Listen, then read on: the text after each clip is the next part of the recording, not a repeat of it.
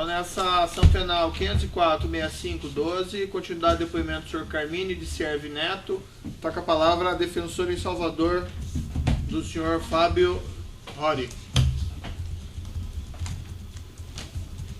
Então, continuando, senhor Carmine, a minha pergunta é no seguinte sentido: as atividades da OS Empreendimentos eram ligadas às atividades da OS Construtora? Elas faziam a mesma coisa, tinham o mesmo objeto social?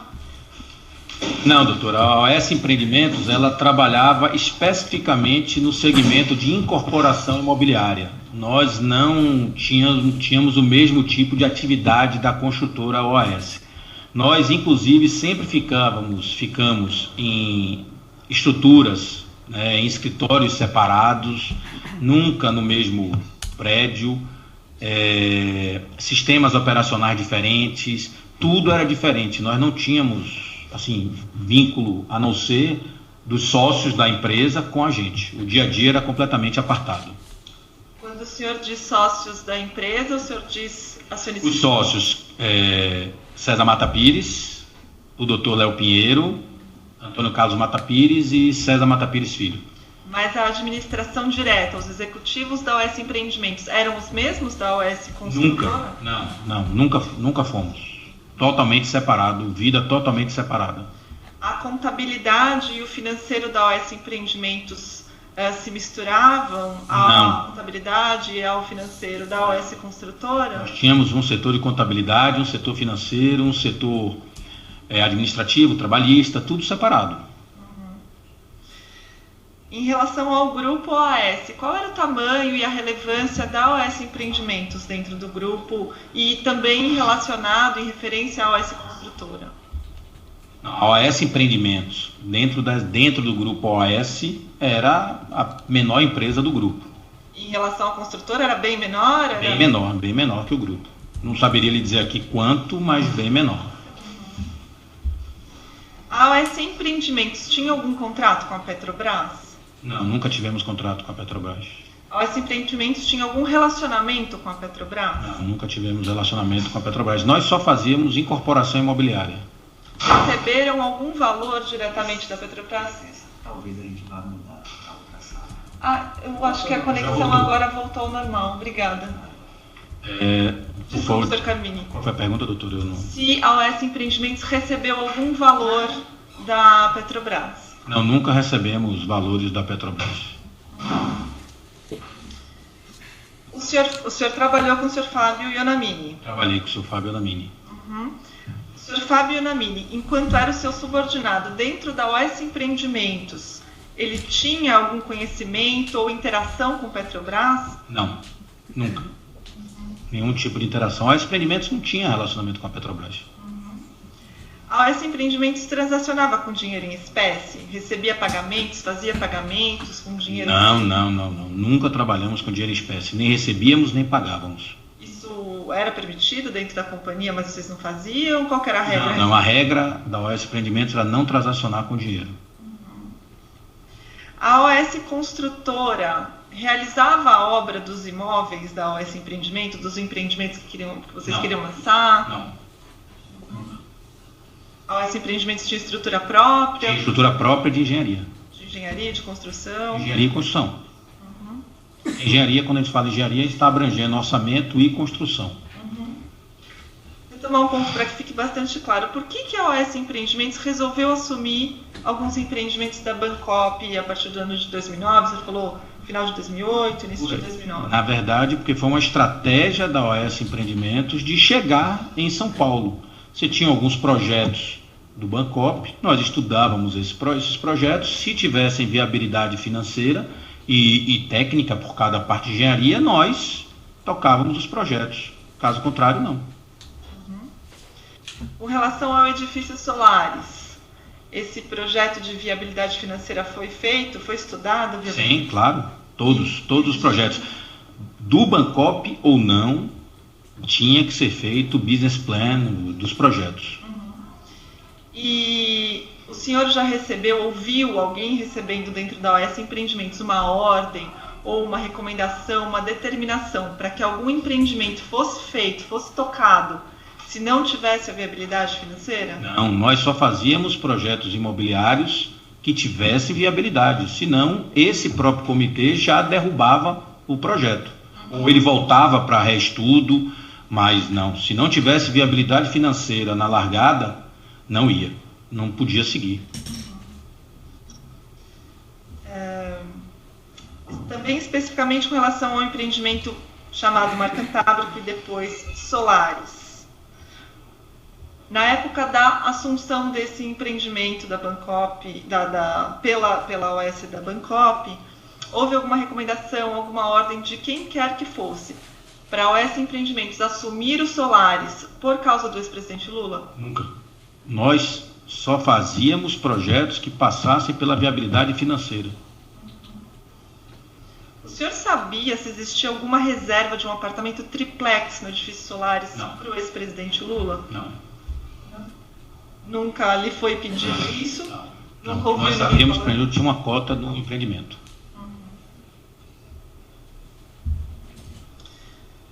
Era função do presidente da OS Empreendimentos acompanhar especificamente para quem era vendida cada unidade de cada empreendimento, nome, sobrenome, planilha específica com as pessoas que compraram cada unidade? Não, doutor. Como eu disse, nós lançamos mais de 12 mil unidades imobiliárias. Nós acompanhávamos de forma macro quantas unidades tem, quantas foram vendidas, quantas não foram vendidas e as estratégias que a área comercial deveria adotar para cumprir as metas do ano. Mas nunca especificamente nenhum, nem do Mar Cantábrico ou Solares, nem de nenhum outro projeto nosso. Isso não era função do presidente? Não. Isso não era função.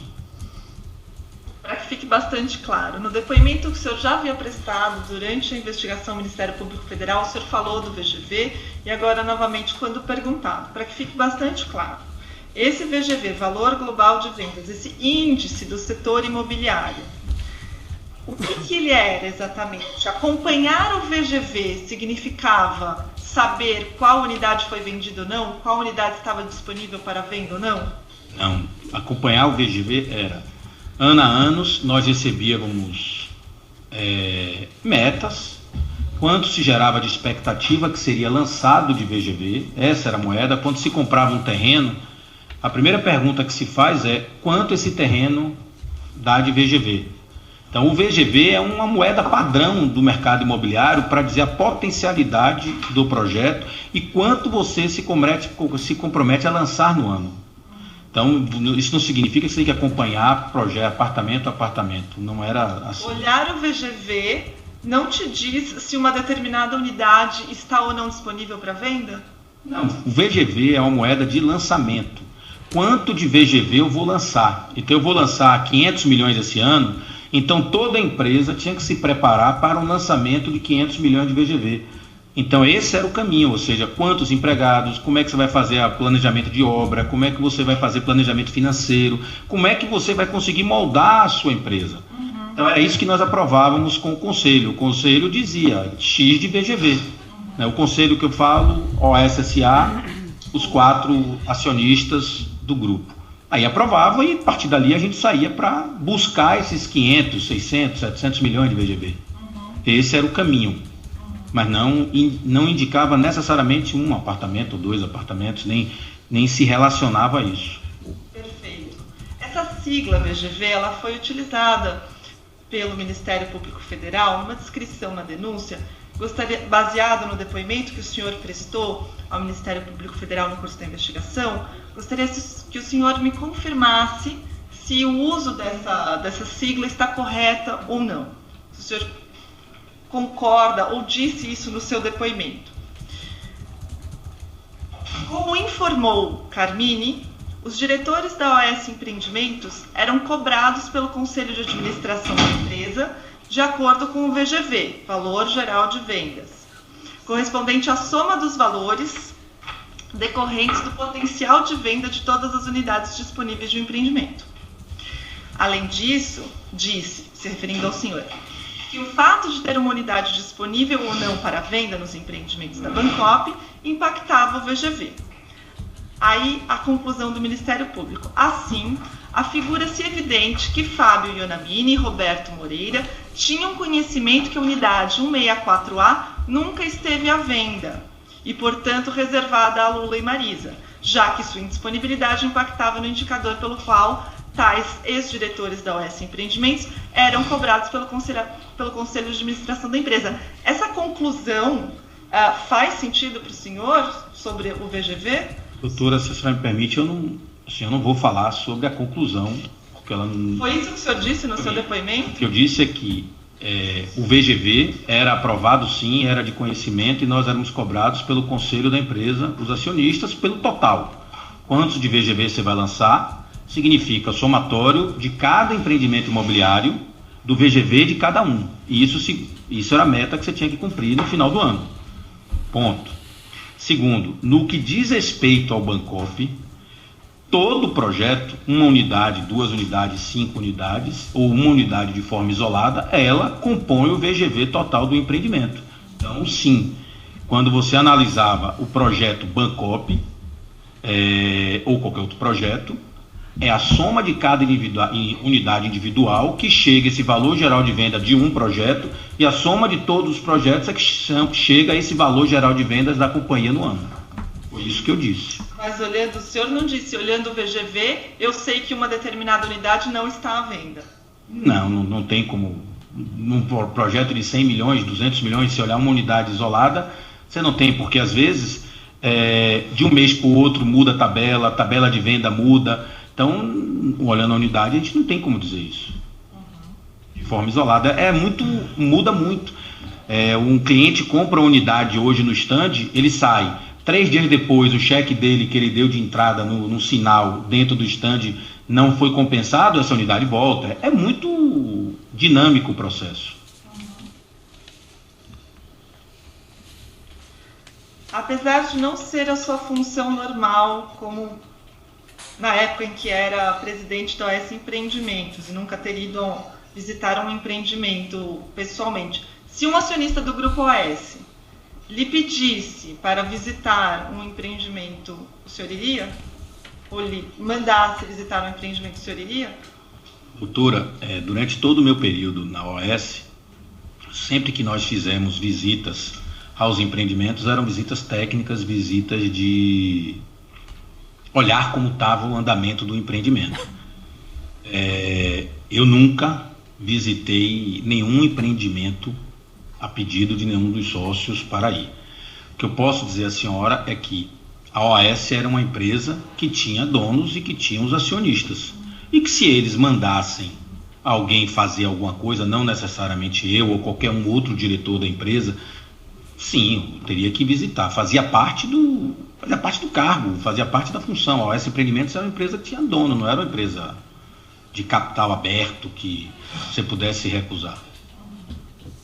Uma última pergunta só, Sr. Carmini. Durante todo o tempo que o senhor trabalhou com o Sr. Fábio Ionamini na OS Empreendimentos, o senhor viu ou ficou sabendo de qualquer conduta do Sr. Fábio irregular, inadequada, ou mesmo estranha, antiética, que desabonasse o Sr. Fábio pessoal ou profissionalmente? Durante o tempo que eu trabalhei com o Fábio, primeiro ele na OAS Empreendimentos, depois Fábio como executivo da OAS Investimentos, eu nunca soube de nada que ia desabonasse a conduta de Fábio, nem tampouco que ele não fosse um cara ético. Muito pelo contrário, Fábio sempre foi um cara ético. Obrigada, sem mais perguntas, excelência. Outros defensores de Salvador têm perguntas? Tenho sim, excelência. Defesa de Paulo Gordilho. A testemunha, boa tarde, senhor Carmini. O senhor informou que trabalhou na OS Empreendimentos e ficava à frente da direção desta empresa até dezembro de 2013. 13 de dezembro, na sexta-feira, foi meu último dia. Ok.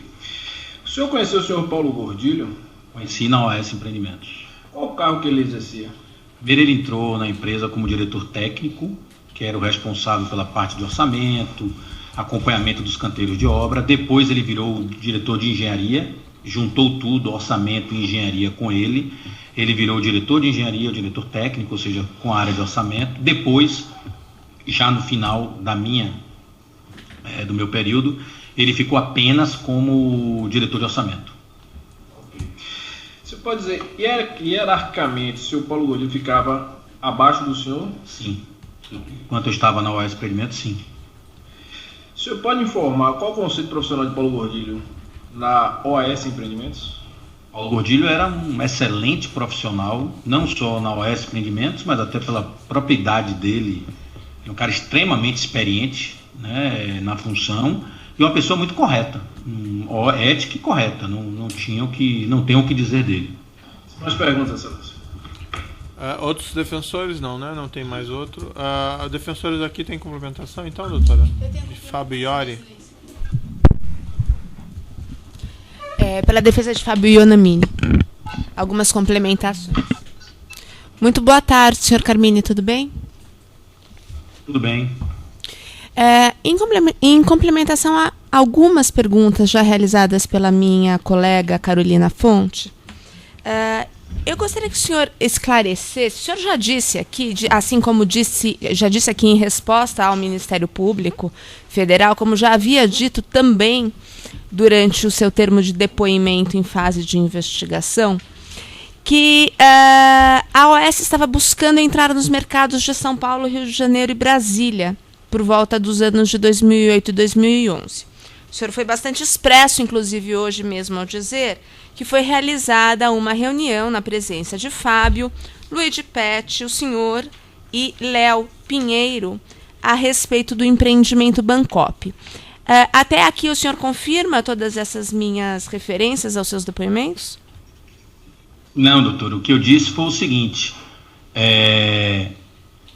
numa reunião com os acionistas da empresa, onde estavam presentes diversas pessoas, o doutor Léo Pinheiro comentou da oportunidade que poderia ser o Bancop, visto que a OAS Empreendimentos estava tentando sair do mercado de Salvador e entrar em outras praças, e aí foi marcada uma reunião no Bancop, tá certo? Em que Fábio Ionamini e Luiz Pet foram a essa reunião comigo.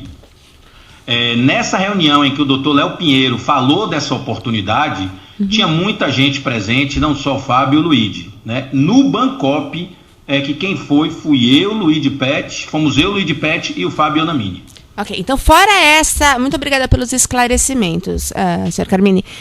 Então, fora essa reunião, na qual havia uma série de pessoas presentes, o senhor Léo Pinheiro alguma vez chegou ao senhor e disse e pediu que fosse ao Bancop e que efetivamente, independentemente de qualquer outro fator, efetuasse a transferência de todos os empreendimentos do Bancop para a OAS Empreendimentos? Não, nunca, doutor. Até porque, como eu já disse aqui, o Bancop ele tinha diversos projetos. Nós fizemos, eu acho que 6 ou 7 projetos, não me lembro aqui, mas não foram todos. E a própria presença da área financeira, a própria presença da área comercial e todos os comitês com toda a área jurídica, área de vendas, marketing e engenharia já indica que tinha um processo a seguir. Nós só fazíamos projetos que dessem viabilidade, com Bancop ou sem Bancop. Portanto, não foram nem sequer todos os empreendimentos do Bancop que foram assumidos pela OAS Empreendimentos, correto? Não, até 2013, enquanto eu estive lá, não, doutor. Perfeito. Em algum momento foi pedido ao senhor, por alguém dentro da OAS, do grupo OAS, ou pelo próprio Fábio Ionamini, que atendesse os interesses específicos do senhor Vaccari? Nunca, por ninguém, doutora. Principalmente por Fábio, que não era a competência dele, ele era diretor financeiro. Havia alguma intenção, senhor Carmini, ao assumir ainda que poucos empreendimentos da Bancop, de auxiliar de qualquer forma o senhor Vaccari ou indiretamente o Partido dos Trabalhadores ou o ex-presidente da República, Luiz Inácio Lula da Silva? Doutora, a decisão de entrar nos projetos do Bancop ela era técnica. Ou seja, o projeto tinha que ter viabilidade financeira, senão não se sustentava e nós não entraríamos no projeto. Em algum momento, a OAS Empreendimentos utilizou dinheiro advindo da Petrobras ou de qualquer outra empresa pública relacionada à construtora OAS para a construção dos empreendimentos? Doutora, nós nunca tivemos nenhum relacionamento com a Petrobras, nem também nenhum relacionamento direto com a construtora OS. O nosso relacionamento era OS Empreendimentos, em cima da OS Empreendimentos, OS Investimentos, em cima da OS Investimentos, OS S.A., que era a holding do grupo. Perfeito, muito obrigada mais uma vez, senhor Carmini. Mais uma última pergunta. O senhor recebeu alguma informação ou algum pedido quando dessas conversas iniciais, ou mesmo, inclusive, quando da assunção de alguns empreendimentos da Bancop pela OAS Empreendimentos, no sentido de que uma unidade específica deveria ser preservada para o ex-presidente Luiz Inácio Lula da Silva, mais especificamente um triplex no edifício Solares, no Guarujá? Não, doutora. Não tenho mais perguntas, Excelência. Muito obrigada, senhor Carmini. Os demais defensores. Sim. Boa tarde, doutor Carmini, pela defesa de Luiz Inácio Lula da Silva e Marisa Letícia Lula da Silva. Boa tarde, doutor. Essa denúncia faz referência a 3 contratos firmados entre a OAS, a construtora OAS e a Petrobras, que são relacionados à refinaria Abreu e Lima e à refinaria Getúlio Vargas. O senhor tem conhecimento a respeito desses contratos? Não, doutor, nunca ouvi falar deles. O senhor não teve nenhuma participação, não tratou de nada relativo a esses contratos? Doutor, eu trabalhava na OS Empreendimentos, a parte de incorporação imobiliária, e ficava em Salvador. Muito bem. O senhor tem conhecimento da existência de alguma vantagem indevida proveniente desses 3 contratos? Não, doutor. O senhor tem conhecimento de que algum recurso proveniente desses 3 contratos tenha sido, de qualquer forma, utilizado pela OAS Empreendimento para o empreendimento chamado Solares, no Guarujá? Não, doutor. O senhor pode dizer, por gentileza, qual foi a forma de financiamento da aquisição dos direitos dos Solares e da construção do condomínio? Quer dizer, qual foi a fonte de recursos que a OAS Empreendimentos utilizou para essa finalidade? Doutor, todo o projeto da OAS Empreendimentos, não só esse, mas como todos os outros que nós fizemos, era um misto de financiamento bancário, nós íamos ao banco e financiávamos, e a complementação, que era o que se pagava, o sinal, essas coisas que se pagava no projeto. Mas eu posso dizer ao senhor que o grosso de qualquer projeto imobiliário é financiamento bancário. As unidades do condomínio Solares foram dadas em garantia em relação a essas transações bancárias que originaram os recursos para a construção do empreendimento? Doutor, eu não posso lhe dizer de forma precisa, porque isso eu tinha uma área financeira que é quem fazia todo esse trabalho junto aos bancos.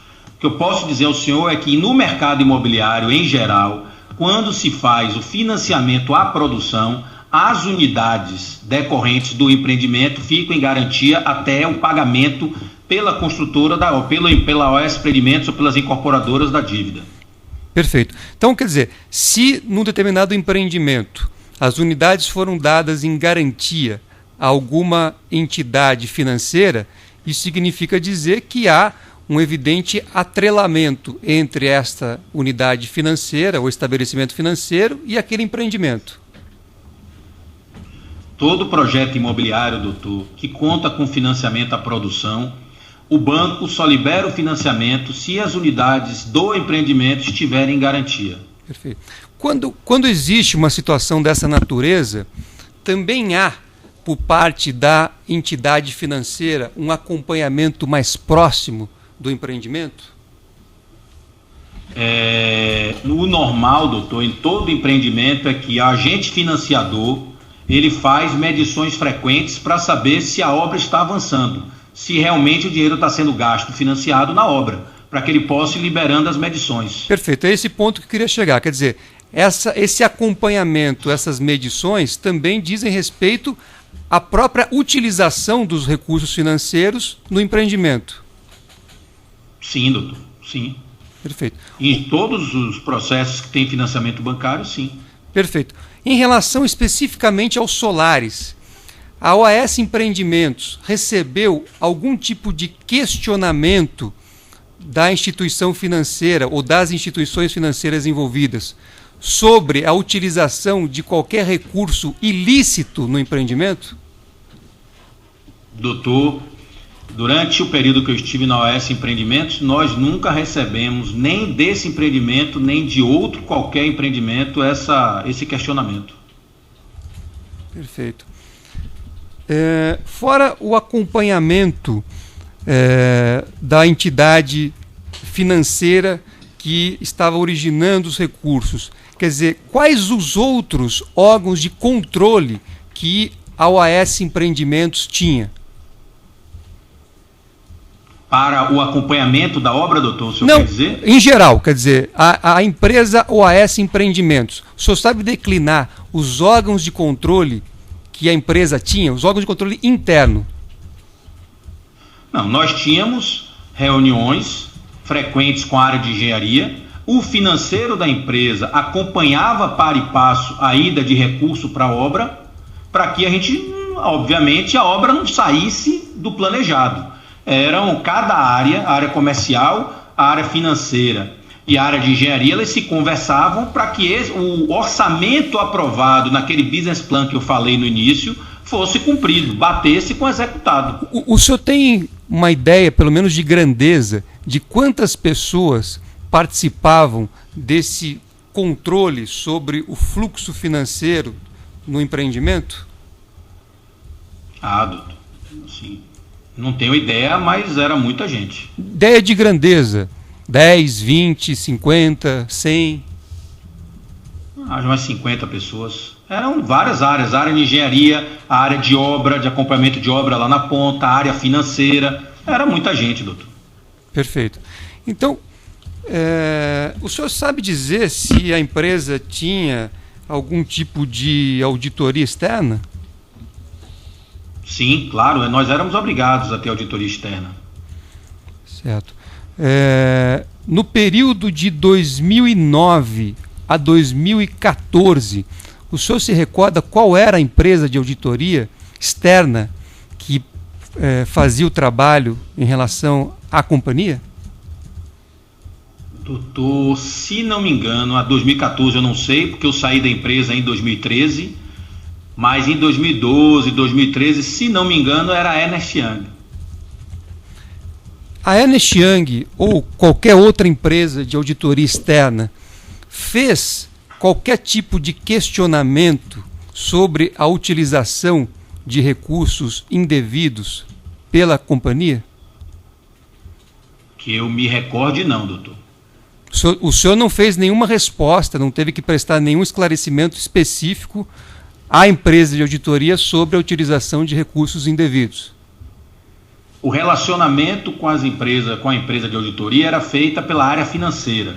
Ela é que tinha a responsabilidade de tratar com a área financeira. Porém, eu nunca respondi nenhum questionamento a esse título. O senhor, como presidente da empresa, numa hipotética situação como essa, o senhor seria, evidentemente, comunicado. O normal, o lógico é que sim, doutor. Eu nunca fui comunicado disso. Perfeito. Em relação, queria voltar um pouquinho, quando a OAS Empreendimentos assumiu algumas obras, alguns empreendimentos da Bancop, o senhor, respondendo a uma questão de uma colega advogada, disse que foram em torno de 5 ou 6. É esse o número? Eu acredito que sim, doutor. Pode ter sido um ou outro a mais, mas não foram todos os empreendimentos da Bancop, doutor. E o primeiro não foi o Solaris? Não. Acho que o Solaris pode ter sido o quarto, quinto. O primeiro foi um projeto que eu me lembro bem, Altos de Butantã. Era no bairro do Butantã, em São Paulo. Perfeito. O senhor sabe dizer se outras empresas também, além da OAS Empreendimentos, outras empresas também assumiram empreendimentos da Bancop? Quando nós tivemos a primeira vez no Bancop, já tinham outras empresas também buscando empreendimentos do Bancop. Eu não sei lhe dizer quantas nem quais empreendimentos, mas o que eu me recordo é que sim, tinham outras empresas também que tocaram empreendimentos do Bancop. Perfeito. Interrompendo aqui o tamanho do áudio.